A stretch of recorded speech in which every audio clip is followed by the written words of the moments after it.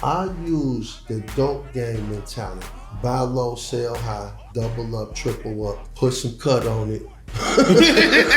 Stretch it, make it work. Well, how do you put some cut on the stock? Money sitting and not invested get ate up, man. You gotta know how to invest money, and that's what I learned how to do. Yeah. But the stock market, man, is like a superpower to me. Mm-hmm. Please explain. It was always something to do, and it is now. It is. These cats just don't want to do nothing. Right. What I hate about our people, we willing to accept anything to be friends with motherfuckers. He was hungry. So and they're trying to say it was suicide. So that's my point of acceptance. Learn to accept yourself, man. Don't hate yourself. Accept yourself. And black men, please stop being so emotional about everything, man. They put me in the pen. Everybody in there damn near knew me. The dudes that didn't. They was like, man, you don't know who this is. I was like, damn. I didn't know I was that famous. What up, though? FlyZoneUSA. It's your big homie TrickTrick live in the Blue Room on 8 Mile. If you know, you know. If you don't, it ain't for you, bitch. Today, I have to. The game coach is in the building. I get a chance to sit down with this guy once or twice a week. I get a chance to call his phone and pick up on everything from stock tips, relationship advice, money management, money marketing, etc., etc. Without further ado, I don't know if you've seen him before. I like to introduce to some and present to others my OG, Mr. Windell Tobias, aka Tony Diamonds, the game coach. What's up with your big bro? What's up, man? What an introduction, man. That was beautiful, man. That's a lot going on right there, man. But I'm your guy, man. Yeah. You call me anytime. All the time. Hey, listen, know what's funny? Nah, I ain't gonna talk about it. No, fuck that. No, talk about it, yeah. I was arrested. First person I called was you. I was arrested a few weeks ago, mistaken identity. Yeah. And the first person I called was you. Listen, I'm calling the sheriff. Hey, I'm calling my friends in the sheriff. Oh, my God, that was crazy. I just drove over to the fucking jail right around the corner, so I just drove over there, walked up to push the button, and say, hey, man, y'all got my homie in here. What's happening? They say, he see the judge in the morning. Hey, man, that was crazy, man. I woke up in the morning in there. Man, dude, first of all, when I went in there, man, the shit was crazy, dog. I'm talking about, man, the place erupted. It was so many people in there. What's up, Tony Diamond? Guys was like, y'all got the wrong guy. It was so many people yelling and screaming for me, man. Yeah. They put me in a pen. Everybody in there damn near knew me. The dudes that didn't. They was like, man, you don't know who this is. I was like, damn. I didn't know I was that famous. Now, see, before you went to your other vacation, you had college. You had to go to college. Before you went to college, the technology you wasn't really into like all the shit with the phone or social media, so you didn't know the power of it. Yeah, not like that, but I had a Tony Diamonds Facebook page back then, and I had just lost it. It got hacked. But I had a Tony Diamonds Facebook page probably in 2013, 12, 10, 11, shit like that. Okay. When it first was, Right. But you wasn't really paying I didn't know. It was, hell no. I was doing some shit. I really didn't care about being on there. That wasn't the place for a guy like me to be. Now listen, wait, okay, gotta back up. Yeah. For educational purposes, OG, please just explain briefly to my audience you growing up as a teenager. Because it's a start. I got some youngsters out there that be watching us too, so hey, man, this was crazy, I was thinking about this just the other day. My mom's went to work probably when I was like 10. So I started going to the store for everybody on the block. Like back then, they'd give you a list and the money, you go get cigarettes, liquor, whatever the list said. Yeah.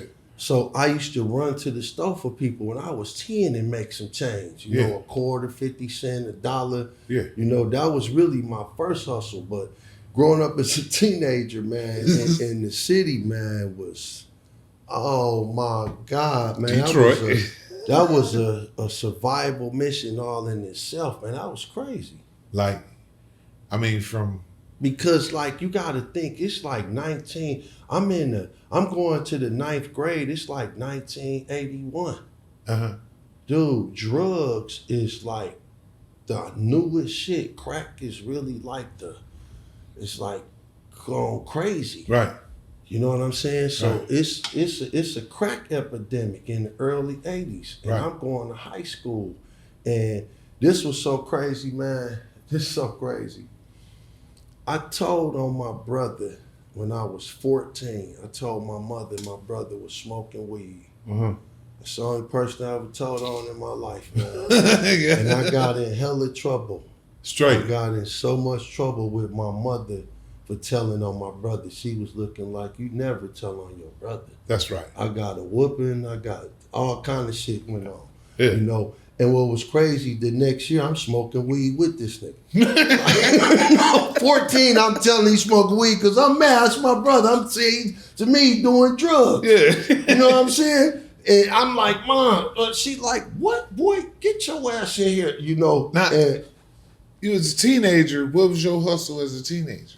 oh man, hey dude, all the way up, we did everything. Okay. So check this out. I had a grandfather, man, that had a construction company.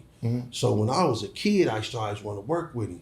Now I was too little, but when I got to be like 13, I got tall. So he let me work, and I used to have to catch the 6-mile bus down at the Quinder and walk the rest of the way to his crib and be there like 7:30 in the morning to go to work. And you know, he building houses, doing concrete. I've been around houses my whole life. He had a bunch of them. So I did that in the summer because I wanted to buy clothes. You know, my parents were separated from the time I was 6. So, like I say, my mom went to work when I was 10. She started going off to work. Right. I was hustling since 10. But, you know, I did everything, man. I would be working, man, and I had the type of father. The new feelers come out, the new Nikes. You tell my old dude, man, hey, Dad, I want these new. My old dude, like, what you got on it? Flat out. How much money do you got on it? Right. If you ain't got no money on it, you can't get it. He'll say, call me when you got half. Right. Or if you That's say right. you can't That's find real no shit. job, my father had a bunch of friends. He'd come get you, drop you off somewhere, dudes digging ditches, running electrical cords. You know, it was always something to do. And it is now. It is. These cats just don't want to do nothing.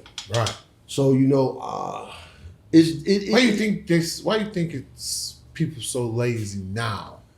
They comfortable. They comfortable, man. The folks is really comfortable nowadays. Everybody real comfortable with their phone. They got a TV in their hand.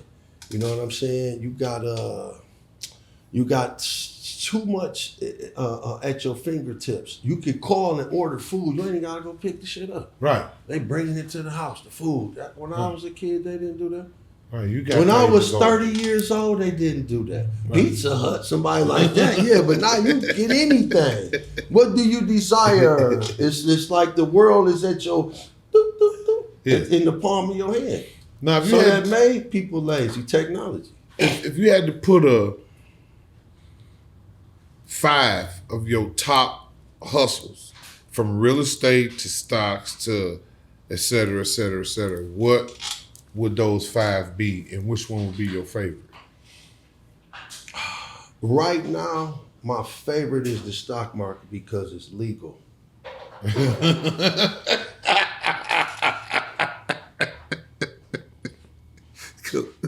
Okay. And the real estate, because even when I was doing illegal shit, I always had some houses. So if I fuck the bag up, I don't got no more money, I've been bullshitting, I got all the hoes, too many cars, rims on my shit, the bag in front of partying too much, I just sell the house right quick. Right. 60, 70,000, I'm back, baby. You know? So yeah, the real estate always was the bounce back. Yeah. But the stock market, man, you know, is like it's like a superpower to me. Mm-hmm. It's like having a superpower. Please explain. I'm sorry? Please explain. Superpower. Because I played with the crypto, but not enough to, not the noise you be, not the. Yeah, well, see, I learned about stocks, investments, the stock market, and overall money management in itself. Listen, man, if like I was talking with somebody the other day and they was like, man, if I had $1 million, I'd be straight. I said, well, what would you do? They said, shit, I just spend a little bit at a time. That should last me. I said, are you kidding? I said, that money will get ate up through inflation, through everyday costs. I said, $1 million 25, 30 years ago ain't the same as today. That shit is like 400, 500,000. Yeah, it ain't shit. Now, if you'd have bought gold 25 years ago with $1 million, you have 16 million or 12 million or 8 million. You know, your money would have increased tremendously. I want to realistically say you'll probably be 4 times your money right now, maybe 5. So my point is, money sitting and not invested, it's gonna get ate up, man. You gotta know how to invest money, and that's what I learned how to do. I learned how to invest money. And the stock market, to me, is the #1 way to generate money if you got money. You just gotta have the skill set. You know, you gotta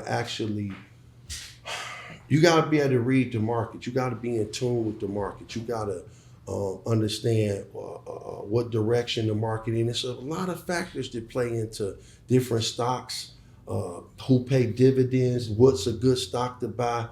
You got to look at a lot of stuff, man. And sometimes it's just the right time to buy. And when you in tune, you know that. It's like being in a relationship. You know when your wife mad, you know how to fix it. So it's the same thing with the market. I love to see it crash. Because everything just have some money to buy because it's going back up. Right. Yeah, this is historically. Right. You know, so if let's say I don't know nothing about no money. Okay, and I got $1 million. I need to put that $1 million in a mutual fund where they're gonna pay me anywhere from 5 to 10, 8, 9% annually. So $1 million, 8%, that's 80,000 a year. Right. That's enough to live off of. That's fucking 1,400 a week. Right. So that's simple money management. What I'm doing, I'm hustling this shit. Yeah. I done turned into like I use the dope game mentality.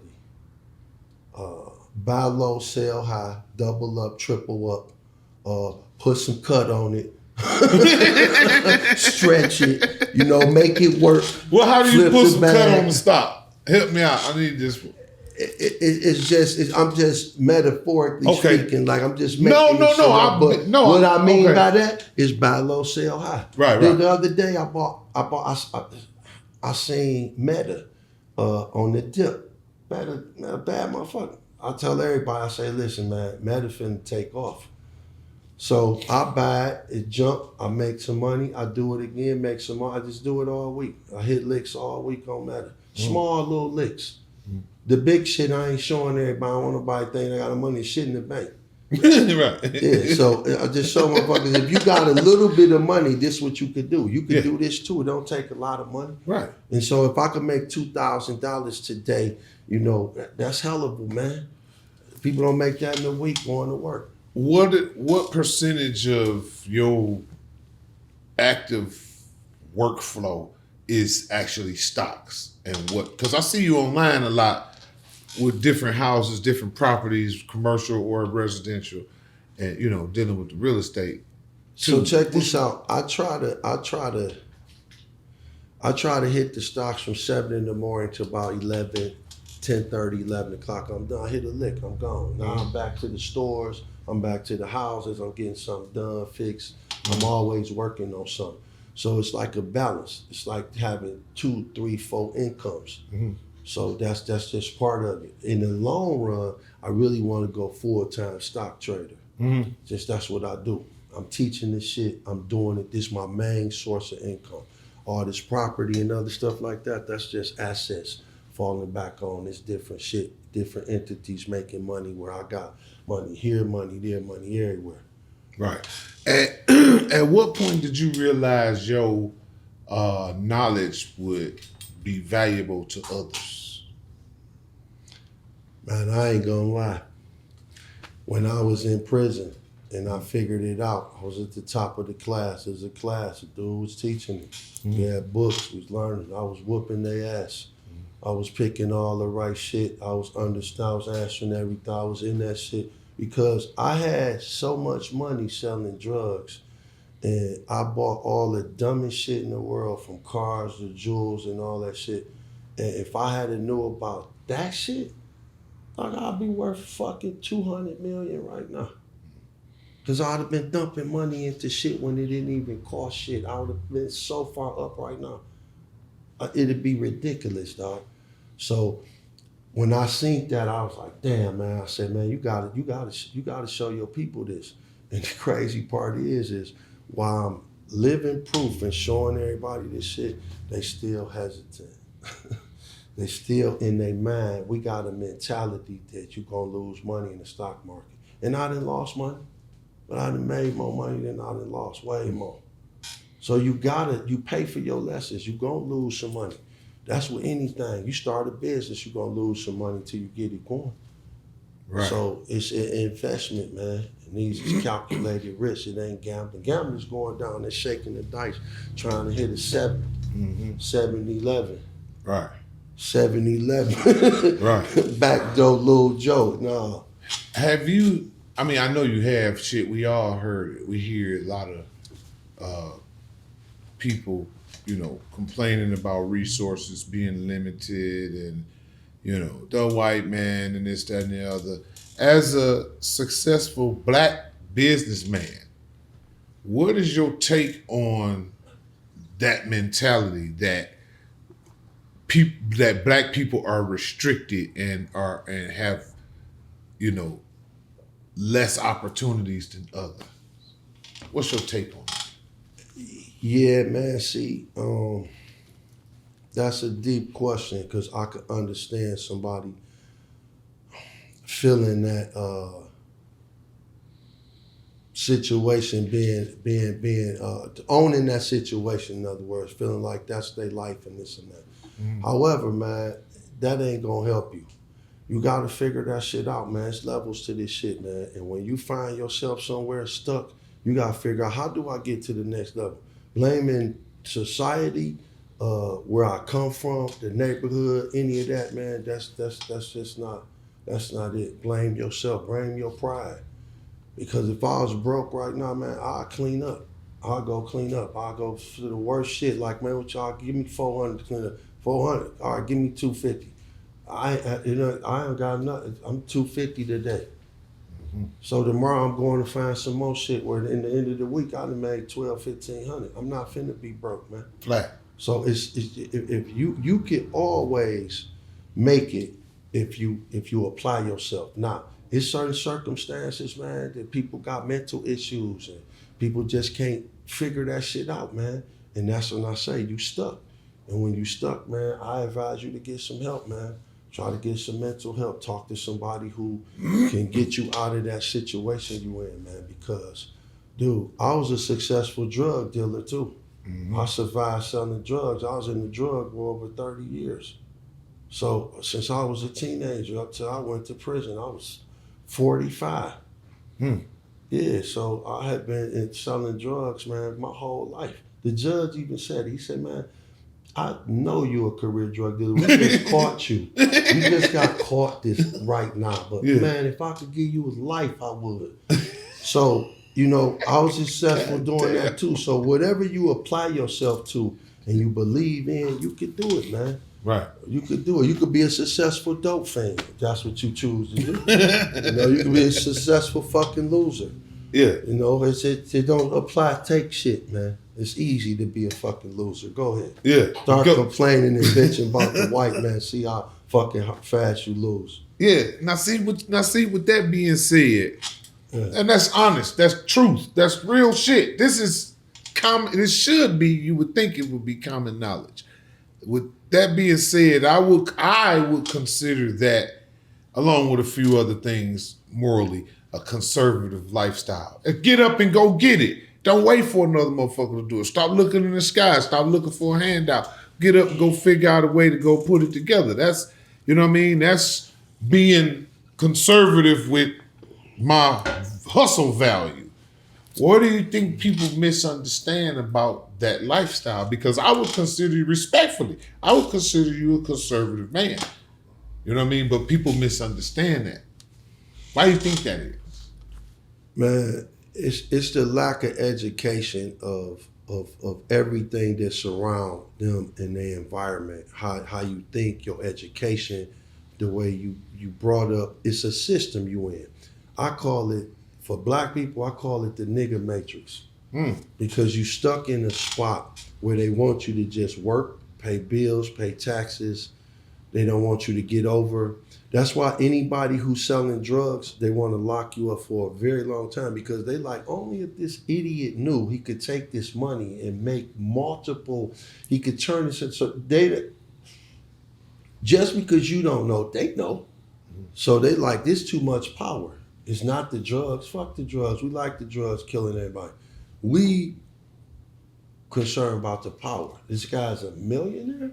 You know what the fuck he could do with $1 million? Right. So it's like a mentality, a state of mind that we locked in, man. We got a negative state of mind we locked in, and it's devoid of unity. We got zero unity. We will not unify for nothing, man. It's weird, man. It's like, it's really crazy. Even in the family. You know, it's rare to see families stick together, you know. Even the fathers and sons, you know, like I was talking to some foreigners, they said back in the day, you know, the kids stayed, whatever business that they kept going. Nah, I said, no, not even with them. So it's technology has kind of diminished the family value and the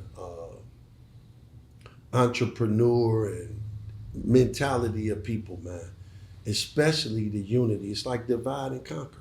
And that's what this technology doing, man. That's why they call you old school. So, oh, man, you old, that's old school. No, it's the right way how shit's supposed to go.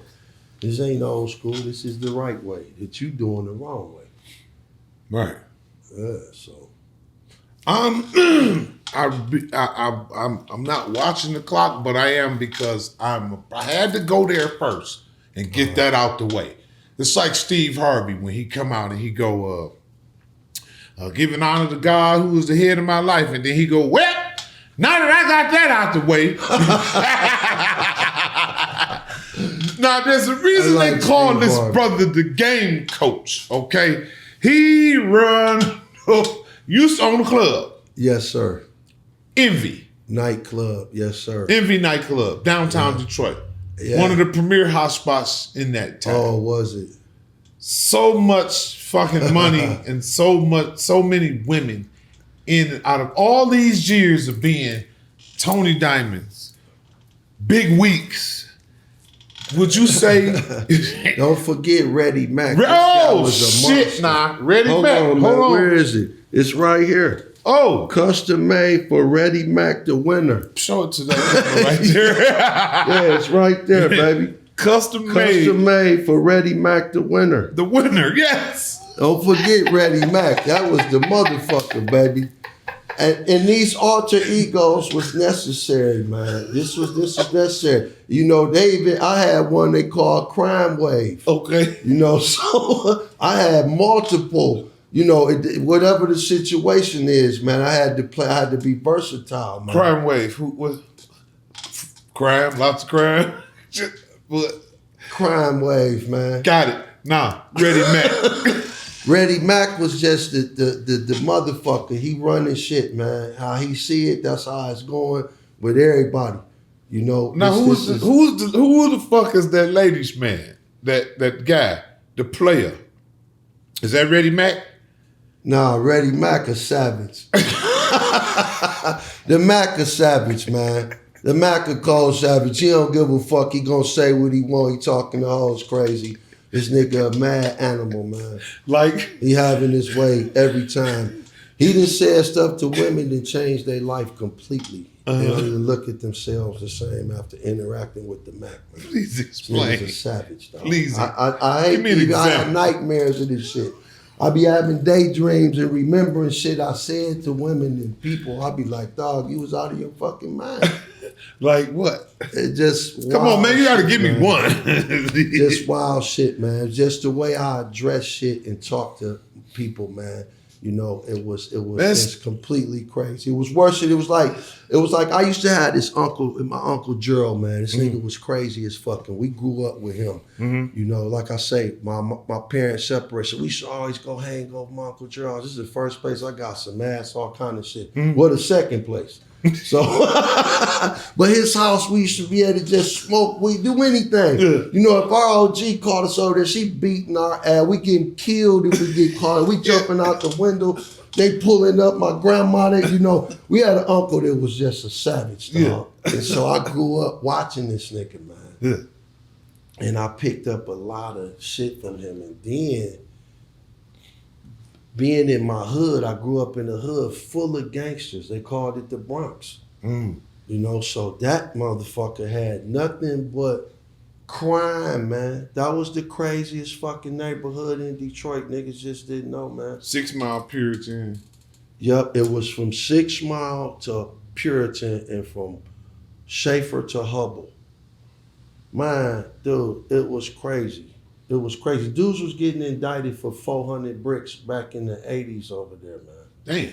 They had shit back then just crazy. They called themselves Gucci now. Man, it was a wild place, man. And I grew up under these. I was second Bronx generation. You had the OG dudes, my OGs, and then it was my group, guys my age and around that era. So many cats didn't make it. Niggas was killing each other. There's so many murders went on over there, man. It's just crazy. If you came from that neighborhood and you still around and you hustle like me, man, you like a fucking leprechaun. Now, at what point did you become big player though, nigga? Because mentioned. Dude, check this out. This was so crazy. I used to have the prettiest motherfucking hair.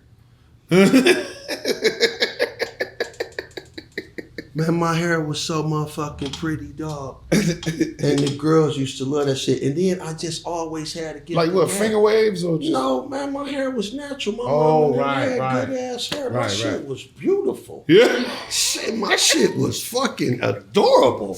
The hoes used to say, listen to this mild dude told me when I was 15. Mild dude was a brown skinned cat, you know. You know, all the brown skinned guys like the light skinned girls. So this is where the light skinned niggas be coming from.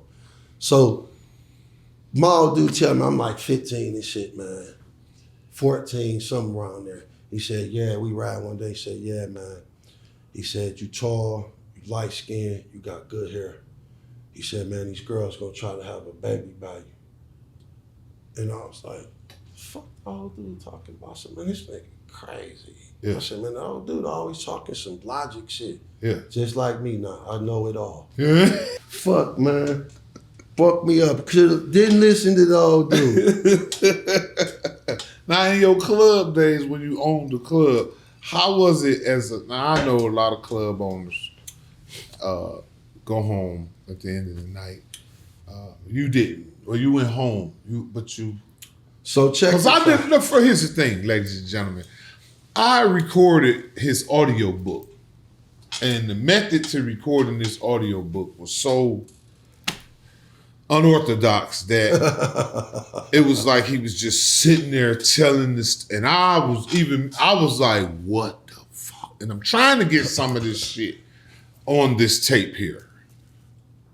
So peep game. Yeah. You gotta remember, I had all the whips, riding in Vets, Bentleys, Benzes, all the old school shit. I got ice pieces. I got so much sweet ass jewels. I got all the shit, man. Yeah. I got all the toys. I got the penthouse in Harbor Town. I got all the shit that the girls like. And I got money. Now listen to this, man. I had all the game. I had all the money. I had all the shit. And I was handsome as a motherfucker, man. Yeah. Tall, pretty ass hair. Man, them hoes love me, man. It was crazy. And I could talk that shit so good. Yeah. Man, I would hypnotize a bitch. Yeah. I had I had the diamond shit on, iced out chain. I'll be talking so slick to the bitch. I'm buying drinks, all the shit. I got all the money. I got all the shit. I got all the juice. I'm fucking so exciting. Would you say you so after overall that time, would you say that you gathered a good understanding of women? Because that's a fucking matrix trick right there to understand. Listen, man, yes, women. I'm a master at it. I'm so cold with this shit now. So, like, I done dated every kind of chick. White, black, Chinese, Asian, fucking Vietnamese, fucking Arab. I mean, every chick, man. It was the gift of gab, the charm. And listen, man, when I was a kid, my old dude had a flower shop, and he used to let us sell flowers. We used to be standing in front of the grocery store, in front of the hospital. You know, you ask the old dude for some money, he putting you to work. I told you. Right. So I always knew my old dude used to get shit done. He was clever too. Mm. He used to say the power of the flower. So when I got to hustling, I'm getting money, I got all this shit, I used to always give women flowers. I would send, for girls to work somewhere, I'm sending their flowers. I'm blowing the place out. You know, so that was instant. You know what I mean? Dudes ain't doing that. I do that shit now. I was in the bank the other day, met a lady. She was nice, cute, older broad. I just sent her some flowers. Fucking mom used to this shit. Yeah. Yeah. She ain't do shit. She's supposed to invite me to lunch with her motherfucking ass, man. Yeah, when somebody send you flowers, you invite them to lunch, all right? Or pay for the flowers. No. No, that shit ain't nothing, man. So when you plan on releasing that book? Damn, dog. Man, you gotta talk about that, man. I need your help, man. Okay. We gotta go back over that, edit it one more time, and let's put it out. Yeah. I'm ready. We got it. We just gotta edit it. Yeah. Yeah. That's it. Yeah. What is the title of your book? Club Desire. Club Desire. Is that it? Yeah. Yeah. Club Desire. Yeah. Yep. Club So Desire. you had already went to printing this book. Yeah, man. I had got it all together and thought they did it right. They printed it fucking with ant letters, and it was just so messed up. They had it all. So it was just like they had never done it. I don't know what I should have went through a company. I was rushing. That's when I came to you. Yeah. Like, look, bro, help me do this shit, man. I'm fucking around with $1 million project. Yeah, big time. Big time. What's next? Well, next is I want to start teaching these stock classes in September. I want to start teaching my technique. I want to have a 6-week class, and after every week we have a test. We go over what we went through. Everybody passed tests with 100. Move to the next week. If you don't pass the test, take it over again within the next hour. See your mistakes. Keep it moving. Because this is like a cheat code how I get out. You know. Because it's been working for me. My portfolio speak for itself. So it's been working for me, and I want to teach it because I want not just my family to get it. I want everybody, anybody willing to learn this, man. Because if somebody would have taught me this 20, 30 years ago, I probably would have never went to prison.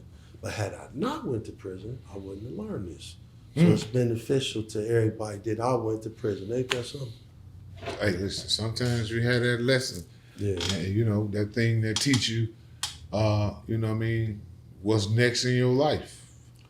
Yeah, well, you know, the Mac was just a baby seed then. Once you start getting all this shit going, I had clubs, after hours, I had all this power. Hey, I'm in prison. Niggas like, hey, man, come to the TV room. They're like, it's a movie on. Man, it's a nigga acting like you. I said, man, what the fuck you talking about? Man, I don't watch that TV because niggas in there fighting, stabbing over the TV. I don't even go in the bitch. Yeah. I'm reading books, nigga. I'm in college. Yeah. I done fucked up laying myself in prison. Fuck you dumbass niggas. I'm learning everything I can in this bitch. Get the fuck out. Dog, they said it's a nigga named Ghost. And it's just like you. They say he got the club, he got the dope, he got the penthouse, he got the bitches, he this, he that. They said, dog, he be suited and booted, all this shit. And Damn, I ain't never thought fucking about watched that. it. I watched a little bit of the shit, but I never really watched the full episode. I never even watched it because I ain't a TV nigga. And when people was telling me that, even everybody, I'm talking about everybody told me that shit. It's like, I dog, ain't you never seen that thought movie? about that. Because it's too different, but they just, like a motherfucker. Yeah. Old Ghost. Shout out to Omari Hardwick. Played the shit out that character. Yeah, man, but I had my run with that shit. Now I'm legit, man. I'm happy as fuck, dog. I'm not rich like in money where I want to be, but I'm rich in knowledge, man. I could give that shit to anybody, and right. It don't hurt me. So I be giving the game up, man. Every day I drop jewels on my page. Tony Diamond's game coach, IG. That's right. Yeah, and I'll be mad that people be inboxing me, asking me so much shit, helping me. Yeah. Like I posted dude out the garbage can game file, like, but why you post that? Because his mom and sister found him through my post. They reached out, where I said, right up here. Dig that. So, people always got negative shit. Like I say, we in the nigga matrix, man. We gonna not be positive. We not gonna help each other. We not gonna work together. We not gonna unify. Right. And that's why we gonna stand like where we at. We're going to stay at the bottom of the totem pole. Because black people always want to be friends with somebody else or get acceptance besides ourselves. We don't want acceptance from each other. We want acceptance from the Indian. We want acceptance from the Arab. We want acceptance from the white people. We don't unify. And they don't give a fuck about us. Not like that. Okay. We got love from different races and shit like that, but, man, we got to love ourselves, man. And if you think you friends with them, ask yourself, have you been over their house? How you ate dinner with them? Right. Right. That's where your friends at, man. So it's a lot going on with the black folks in our community. Like they say, that's my boy, the boy. We had 200 some years of fighting that racial discriminating word, calling the man a boy. We don't use that. But niggas didn't accept them calling them boy. Right. My boy, hey, that's my boy. That's my boy. Right. Nah, man, ain't no boys over here. That's my guy. That's my dude. That's my man. That's my homie. My boy. He's just your son. Yeah. Ain't no. We don't talk like that. We don't use. That's a racial discriminating word, and that's what I hate about our people. We willing to accept anything to be friends with motherfuckers when they ain't your friend. You ain't even been to their house. You ain't ate with their family. Right. Motherfucker, they don't want you to know where they live at. Right. What my whole point subject matter is, we need to be more in tune with ourselves than in tune with everybody else. We need to learn how to get acceptance from each other instead of outside of people. Flat. It's like this boy just come up missing and dead. He was on a picture with 3 of his white friends. He looking for acceptance, man. He want to hang with them, and then you end up dead and they ain't talking. They deleted Facebook page. Oh, they're like, fuck it. I don't know what happened. Yeah, he was hung. So and they're trying to say it was suicide, right? So that's my point of acceptance. Learn to accept yourself, man. Don't hate yourself. Accept yourself. And black men, please stop being so emotional about everything, man. Everything happened, you just automatically, you mad and angry. You mad and angry is not gonna change the way shit happened with somebody else. That's not gonna make a difference of how he feel because you mad and angry. Yeah, you might make him kill you. But why do all that, man, when you need to just not have emotional action and think logically? How did you get yourself in this shit and how to get out of it? Or how to get to the next level? You being mad ain't gonna change nothing, man. Why do you think why black men are so angry? Black people are so angry. Because they can't figure out a way to get out of their situation they in. They can't figure a way to get out of the daily rut, the 9 to 5. Everybody go to work, so now you got to pay taxes, gas, food, electric bills, taxes. Everything keep going up. So any money you make, you got to pay and spend, and now you never get to have nothing for yourself because you got to go back to work because here come the bills again. So now I got to keep. I'm running the rat race. I can't. How the fuck do I get out of this? And so that's why people sell drugs and do other illegal shit so they can have money, so they could breathe, man. I don't look down on nobody about nothing, man, because I done some of everything. I was a drug user. I fucking used the shit. I sold the shit. So I don't look down on the motherfucker. I be feeling bad when the motherfucker can't snap out that shit. You can't figure it out, man. He's stuck. I know when the motherfucker's stuck. And I don't care what I say or what I show you, you gotta get unstuck on your own. I can't unstuck you. Mm-hmm. You gotta get that shit. You gotta figure that shit gotta click, clack. Now you can move forward. Or you gonna stay stuck. You gotta make these determinate decisions and moves. How you get to the next level is your mission. Where are you? Do you want to go up or you comfortable here? You cool here? Well, you better figure out how to get there. So, Flat out. yeah. All right. Well, there you have it. There you have it. This is FlyZoneUSA. This your big OG Trick live in the Blue Room on 8 Mile. My OG Tony Diamonds, a.k.a. Ready Mac, a.k.a. Crime Wave, a.k.a. Windell Tobias, a.k.a. Tony Diamonds, the game coach. It's a couple more names. Yeah, man, we cool. I remember with the that. book. It's some more.